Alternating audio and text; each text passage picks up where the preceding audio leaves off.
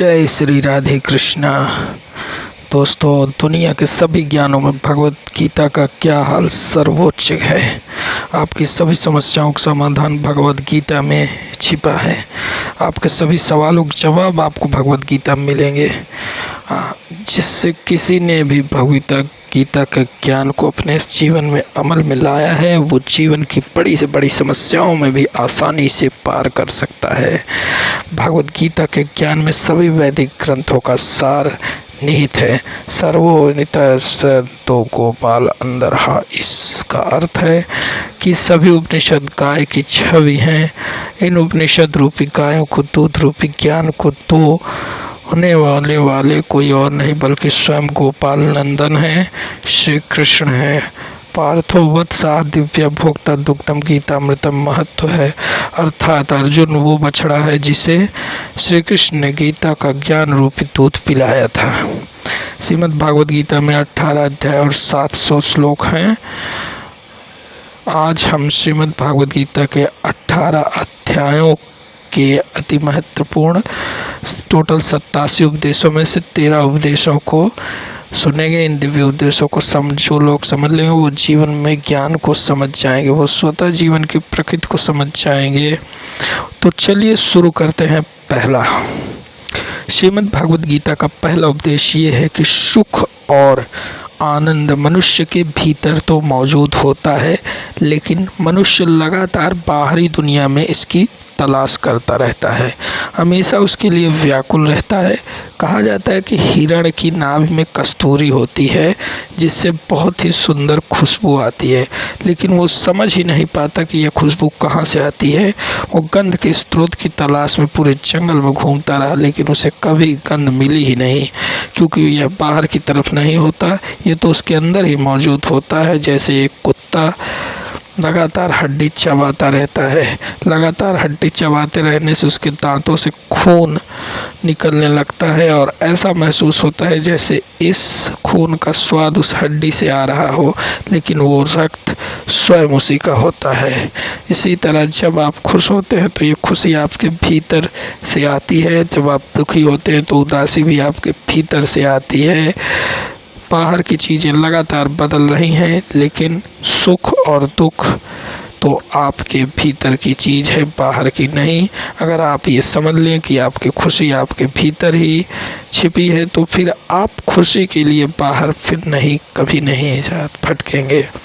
दूसरा, गीता का दूसरा उद्देश्य है कि आपको कुछ रास्तों पर अकेले ही चलना पड़ेगा, क्योंकि अगर आप भीड़ के साथ चलते हैं, लोगों के पीछे पीछे चलते हैं, तो आप उसी भीड़ का एक हिस्सा बनकर रह जाएंगे और उसी में कहीं खो जाएंगे और आपकी आइडेंटिटी समाप्त हो जाएगी।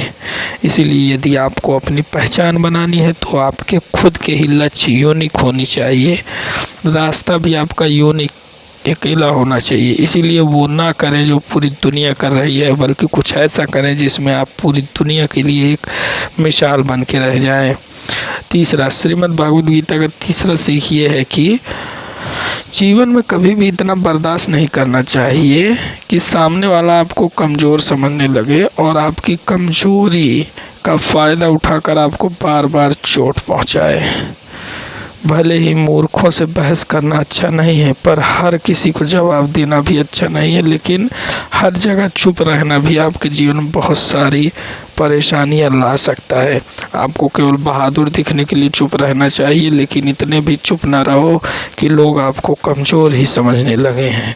4, श्रीमद् भागवत गीता का चौथा उपदेश है ये है कि जो मनुष्य कर्म में अकर्म और अकर्म में कर्म देखता है, वह सभी मनुष्यों में बुद्धिमान है और सब प्रकार के कर्मों में प्रवृत्त रहकर भी दिव्य स्थिति में रहता है। 5वां, श्रीमद् भगवद गीता का 5वां उपदेश ये है कि अच्छे कर्म करने के बाद भी लोग आपके बारे में केवल पूरी बातें ही याद रखेंगे। आज लोग किसी में भी अच्छा ही नहीं देखेंगे, दुनिया बुराई देखने में माहिर है, इसलिए लोग क्या कहते हैं उस पर ध्यान देना व्यर्थ है। आप बस इतना काम करते रहे, दुनिया क्या कह रही है उसे देखकर आपको अपना निर्णय नहीं बदलना है। इसके बजाय जो आपको सही लगता है वो ही करें। लोग क्या सोचते हैं और उन्हें क्या सही लगता है इसका विचार आप न करें। लोग क्या कहेंगे ऐसा व्यर्थ के चिंतन न करें। आपके लिए क्या सही है आपको बस केवल इस पर ध्यान देना सीखना होगा। जो चीज़ें आपको रुलाती हैं वही आपका मोह होता है। गीता का 7वां उद्देश्य है कि किसी को भी अपने बारे में सब कुछ बताने की आवश्यकता नहीं होती। लोग कहते हैं ना, अपने दिल के राज हमेशा अपने पास ही रखने चाहिए। अगर आपको लग रहा है किसी की नज़र में आपकी वैल्यू बिल्कुल ख़त्म हो जाए और वो आपकी कदर ही ना करे तो उसे अपने बारे में सब कुछ बताकर देख लीजिए। हमें लोग इस लायक होते ही हैं कि आप उन्हें अपने बारे में सब कुछ बता सकें। लोग अक्सर कहते हैं कि अपनी ज़िंदगी में कोई ना कोई ऐसा ज़रूर होना चाहिए जिसको अपनी सारी बातें शेयर कर सकें, और आपको भी अगर ऐसा लगता है कि सही में ऐसा किसी को बनाना चाहिए जिससे अपनी सारी बातें शेयर कर सके तो बना कर देख लीजिए। यकीनन आपको अपमान न मिले तो आप बताना, और वो इंसान आपकी कदर करना कम न कर दे तो फिर कहना। किसी को अपनी हर बात नहीं बतानी चाहिए। कुछ अपने गहरे राज अपने तक ही सीमित रखने चाहिए, और किसी को कुछ बताने की आवश्यकता ही क्या है। ये ज़िंदगी तो आपकी है ना। ये आपका निर्णय है कि किसी को अपनी सारी बातें क्यों बताएं। असल में आपकी भलाई इसी में है कि आप लोगों को केवल उतनी ही बातें बताएं जिससे आप हमेशा के लिए कोई तकलीफ़ होने से बच सकें। मित्रों, इससे पहले कि हम अगले उपदेश पर जाएं, अगर आपने अभी तक इस वीडियो से कुछ सीखा तो कमेंट में जय श्री राम राधे कृष्ण अवश्य लिख दीजिए, और वीडियो को लाइक, चैनल को सब्सक्राइब कीजिए दोस्तों। बेल नोटिफिकेशन आइकॉन को सेट कीजिए। तो चलिए फिर आगे बढ़ते हैं। 8 एक कृष्ण है जो ना लड़े फिर भी जीत पक्की कर दे, और दूसरा कर्ण है जो हार सामने हो फिर भी साथ न छोड़े।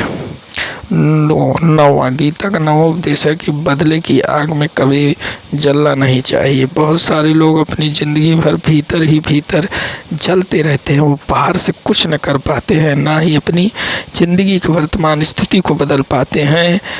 इस तरह ना हो ही वो किसी को माफ़ कर पाते और ना ही वो अपने जीवन में आगे बढ़ पाते हैं। ऐसे लोग केवल तकलीफ़ों में ही जीते हैं, क्योंकि वह जो है कुछ करने की क्षमता को खो देते हैं और अंदर ही अंदर जलते रहते हैं। यदि किसी इंसान से या किसी बात से आपको तकलीफ़ होती है तो या तो आप उसका विरोध करें या आप उसे माफ़ कर दें। इन दोनों रास्तों के अलावा तीसरा कोई रास्ता होता ही नहीं जिसे आप अपने दर्द और तकलीफ़ को बाहर निकाल दे सके। इस तरह यदि आप अपने दुख, दर्द, तकलीफ़ों को अंदर ही अंदर गहराई में बिठाते जाते हैं तो इस तरह की ज़िंदगी में आपको केवल और केवल परेशानी ही दिखेगी और आप तनावपूर्ण रहेंगे। इसलिए बेहतर यही होगा कि या तो आप अब से सहन करें या ख़त्म कीजिए या इसका विरोध करिए। हम इसे बिल्कुल नहीं सहेंगे। 10वां दोस्तों, जो विद्वान होते हैं वो ना तो जीवन के लिए और ना ही मृत्यु के लिए शोक करते हैं। 11वां, जब तक आपकी सोच और विचार अच्छे नहीं हो जाते तब तक आपके अच्छे दिन नहीं आते।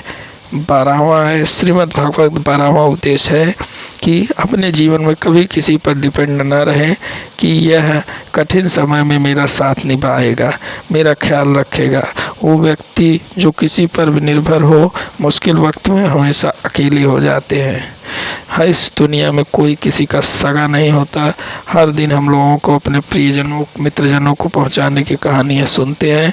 मुश्किल घड़ी में आपके अपने आप का साथ छोड़ देते हैं, और अगर आप अपनी आंखें नहीं खोलेंगे तो आपको भी समझ नहीं आएगा कि आप भी उसी दुखद रास्ते पर जा रहे हैं जिस रास्ते पर पूरी दुनिया जा रही है। लोग कभी भी किसी के सहारा नहीं बनने वाले। वे आप पे ही आश्रित हो सकते हैं, या तो आप स्वयं खुद ईश्वर ही आपका सहारा होते हैं। 13वां, किसी भी चीज़ का सेवन अधिक मात्रा में नहीं करनी चाहिए। किसी भी चीज़ का इतना अधिक उपयोग ना करें कि आप उसके आदी हो जाएं। चाहे वो जुए की लत हो, ज़्यादा खाना हो, ज़्यादा सोना हो, हमेशा बिस्तर पर पड़े रहना हो, फ़ोन का ज़्यादा इस्तेमाल करने की आदत हो जाए, या फिर दिन भर टीवी देखने की आदत हो, क्योंकि ये सभी आपको अकेलेपन और गुमनामी में धकेल देते हैं। क्या आपने कभी इस बात पर ध्यान दिया है कि अगर किसी व्यक्ति को किसी चीज़ की बहुत ज़्यादा लत लग जाती है तो वह स्वयं में ही खोया हुआ रहता है। कई लोग अपने फ़ोन में इतने खोए रहते हैं कि उन्हें पता ही नहीं चलता कि बाहरी दुनिया में क्या चल रहा है, आसपास क्या चल रहा है।